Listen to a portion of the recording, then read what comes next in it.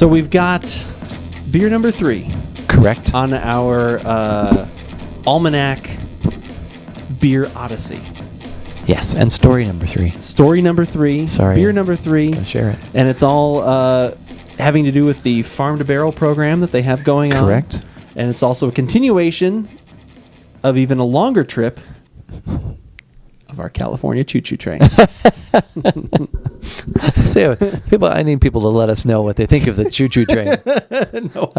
Everyone's like, this is terrible. Yeah, this is bad. Thankfully, your beers are delicious. Yes. So far. Yes. And we'll find out if this one continues the goodness that we got on our last show with this Give It a Shot. I'm Andrew. And I'm Keith, and we are AboutBeverages.com.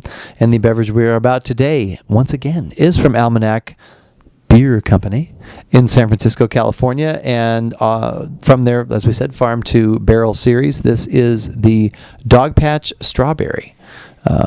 So once again, they are using that same sourdough yeast. Well, no, not sourdough. Isn't this one using the I sourdough? don't think it has a sourdough. I'm pretty sure this one had the... No? Isn't this using the same? No, this is it's their Dogpatch blend. Oh, their Dogpatch blend of Belgian and American yeasts. Okay. The sourdough was just for that first one. Specific to that first. Okay. Yeah, and right. it was and that actually was a different grain bill as well with a lot of different other things in it. Yeah, So and this was I purchased this in San Diego, but not at Neighborhood this time. All right, you've changed it up. Although I could have bought it there, but I had already bought this somewhere else.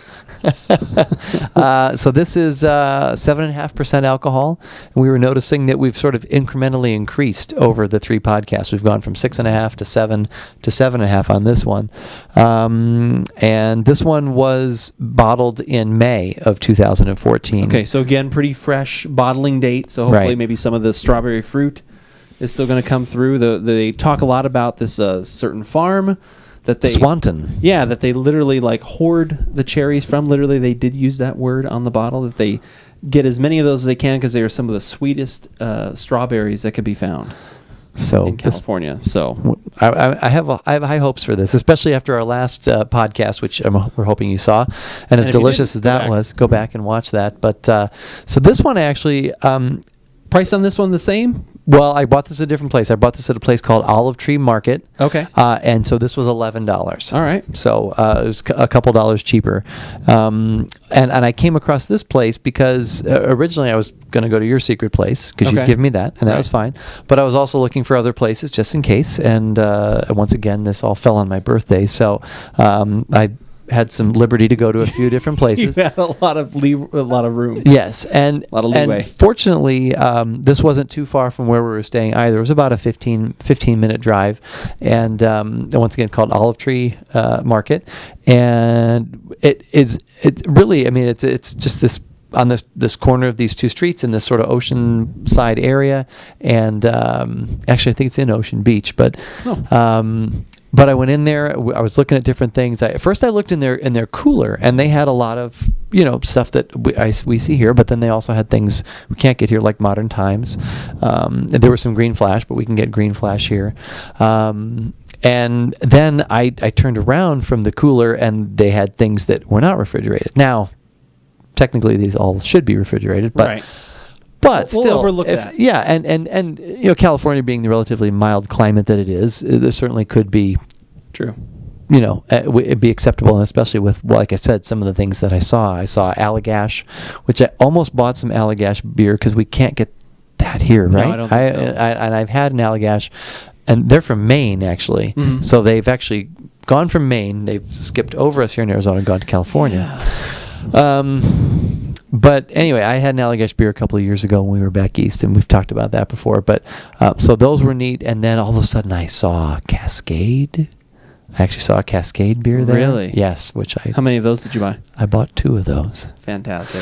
Because we know how delicious Cascade is. Because we did a show on that. Yeah, we did. And with another person. Actually, he was in this chair. I was in that chair. Yes. So I grabbed those, but then they had some of the Almanac. They had the Supplication. So I bought that from Russian River. And just like I said, a lot of other great things. And so when you turned around, did you actually just begin to weep? I wept a little bit. Yeah, it was cool. And then what was really neat is Kristen actually was was pointing some things out, and we were starting to talk. And then actually a customer at Olive Tree Market, he said, "Hey, if you're looking for beers from Russian River," he's like, "there's a place that's a couple streets over this way and a couple streets over that way that has," he said, I'm not sure of their delivery dates, you could call them, but they get Pliny, they get this, they get that." And we actually wound up, we're not going to try anything from that I bought there because it was Consecration, which we've done already in a podcast, which is amazing. I did buy 2 of those. And then Pliny, he had Pliny the Elder there. But so, we tucked that nugget of knowledge away. And then I wound up, a guy walked by who worked there, and it turns out he's a partner there. His name was Mike. Really nice guy. He was actually going to show me their tasting room. I guess they have like a little tasting club there. Oh. I gave him one of our business cards. I hope we wind up on their mailing list somewhere, because I said, cool. I said, I'd just like to see what you guys are tasting, what you're doing. He was going to show it to me, but there were a whole bunch of boxes and things in the way. Because he's like, "Well, what are you looking for from Russian River?" And I said, "Well, I'm looking for anything I can find." And he said, "Well, I'm looking for Pliny." And he's like, "Well, I can sell you 2. He didn't have it out on the shelf though; he had it in the back. Oh. So he went back. He brought me out 2. He's like, "Yeah, I've got a lot back there." But he was saying they used to send them a whole, like 15 cases of Pliny. Now they send them like 2 because there's so much more demand for it now than there used to be on a lot of these. And I said, "You have Pliny back there that you sell me." I was like, "What else do you have back there?" And he's like, "Well, I've got a lot of stuff back there that I'm not selling." And he said he had like this big bottle of, I can't remember what he said it was, but they've got a lot of things. He's like, "Yeah, those are things they're keeping for special tastings," and basically he's like, "So those are mine. Those are his." But honestly, like I said, a really nice guy. We talked a little bit more. He actually recommended a couple places to go eat. He talked about Pizza Port, which we wound up at Pizza Port. He talked about this other place called Fathom. We went there. San Diego's just got such a great beer scene. Yeah, they do. I mean, it's amazing. And so he was like very knowledgeable, very friendly. And I wound up getting quite a few things there as well. This is one of them, so we bought that there. So I already had this by the time we got to Neighborhood. So, but anyways, I highly recommend you going to see him as well, because he had some nice things too, depending on where you're staying. So, but thank you, Mike, for the conversation. And as I mentioned before in the last podcast, that's kind of what I'm talking about, where that community, this guy just walks by and says, "Hey, if you're looking for this, try here," and then I wind up talking with this guy and just having these just great conversations about beer, about flavors, about tastes, about community, and because it's all about finding great beer. It's not about, like you said, right. There's enough market out there for the specialty things that we like, the people that watch our show enjoy, that there's enough market out there that you can be just nice about everything, right. Still at this point, right? There's enough market out there for just good, high quality stuff. Yep. Where, everyone's just happy to give out that information.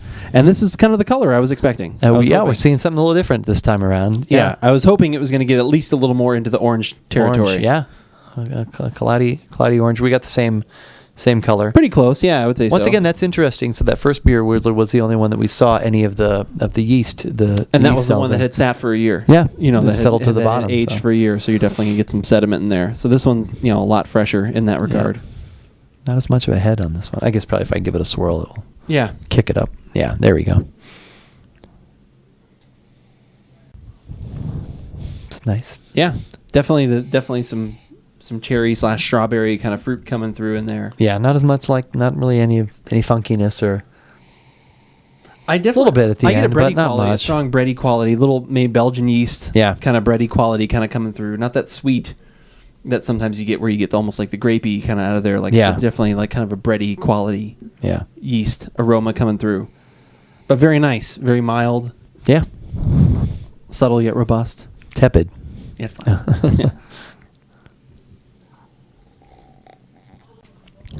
That's pretty tart. It is. Yeah, that's pretty tangy. Doesn't like that last one. That was hitting you as it was hitting your tongue. Yeah, this one is a very nice. This one's more of like a late bloomer. Yeah. When it comes to the flavor, like I said, it really kind of hits, and then you feel it almost kind of fan out over your entire tongue and really kind of start to get lively, a little like almost acidic is what I call it. Well, it's kind of dancing around a little bit. It's just funny. Just you said that, I was thinking there's almost a tomatoey acidic quality. Yeah, sure. Not like, but actually like there's like a little like fine tomatoey note in there, and tomato is a fruit. So I mean that's almost like giving it some depth actually. Yeah, I think that's really nice. Like I said, the strawberry is definitely a blended component of everything else that's in there. It's not like you're getting like a lambic where all of a sudden you're like, oh, that's strawberry. Like it's almost like candy or something. I mean, that's not what you're gonna get. Yeah, and that's not what I want. Wow. So that's, like I said, that's just a nice balanced. Definitely not as strong as the last one we had, but still definitely some good sour in there, some good pucker, all those things. But then balanced with the malt and balanced with everything else. That's really good. Yeah, that is just a nice. We've said it already, but balanced, and complex. There's some. It's well rounded. It's it hits a lot of different areas in your palate, and wow, I get more of the strawberry flavor on subsequent sips. That probably because it's building maybe in a little bit, yeah, kind of like, and where it initially hits in the middle, where it fans out, then I start to get more of like actually biting into a fresh strawberry. Like I said, where it's that nice fresh fruit that's in there. Like I said, I get a little bit more of that the more that I drink. And it blends with the yeast. Mm-hmm. You can definitely get that yeast quality in there. Like you said, it's not 100%. It's not like it's only the fruit. Right. It blends nicely with the yeast. And wow. Yeah, that's good too. Which one do you like better? Do you like this one better, or do you like the Farmer's Reserve Citrus? If I said, Andrew, I've got 2 bottles, which one do you want? Which one would you pick? Boy, that'd be a tough call. Boy, that would really depend on my mood. I probably would say this one. Really? I like just the little bit, like I said, the citron one. What is a little bit more like just unabashedly just tart, and just out there, which is great in a lot of circumstances. But I think more often I would appreciate this more, because usually a lot of times when I'm having, I sometimes have sour beers with food, and obviously it works with that. But a lot of times when I have these, it turns into more of a sipper in the evening. Yeah. I love how it goes from, out of my fridge, which is not the perfect temperature, into cellar temperature, into even warmed up. I love all those different ranges. And to me, this is one that's going to be great all the way through. And I think I would appreciate it more throughout that, which is usually when I drink those style of beers. So I probably would lean toward this one, but just very slightly, because that other one's call. great. Actually, because this. I, as weird as it sounds, with the other one, I would be more inclined to be like, "Oh my god, this is so good," and I would drink it, and it'd be gone. It's almost like refreshingly tart. It's so strong. And right. this one, I would just be like, "Wow, this is good." Yeah, and just like have a sip, and wow, this is really good. And there are some tartness that maybe is building up, but it's not like it's a heavy tartness where you're like, where your tongue feels like beaten into a pulp by the end of the drink. You just like. By what it is, you couldn't really drink this any faster than just having a nice little sip and just kind of enjoying a sip. And like I said, both these last two had some complexity in there too, and so that's why. But if I saw both of them on the shelf and I was purchasing, I would buy one of each or something like that. Yeah, I would too. Yeah, you're right. But overall, these have been great. All 3 of these beers from Almanac have been good for different reasons. These last 2 obviously really stood out for us. Right, that's what we're looking for. But that first one was, for the style and where that was in the aging process, was also very good. So this has been a wonderful, wonderful trip down Almanac Beer Company Lane. Yes, it has been. Yes. And other wonderful trips that you can take involve AboutBeverages.com. Did you like that segue? That was good. It was pretty good. A wonderful trip. Yeah. We're off to see. What a long, strange trip it's been, says the Grateful Dead. But it's been wonderful, and if you want to check out the tasting notes for this beer, as well as where it hits on our recommendation scale, definitely head on to the website. And while you're there, definitely follow us on Twitter. We do a lot of tweeting throughout the week on other things that we're trying. And if you want to follow us on Untapped as well, that is also a great place where we're usually, following other people. And I've seen you've gotten some toasts recently on things. That's kind of nice too. You can kind of like, as you like things or you see other people drinking things that you want to try, you can do a little toasting. It's a fun little social media beverage place for beer drinkers to all hang out. It's pretty cool. But whether we like it or not, you should give it a shot.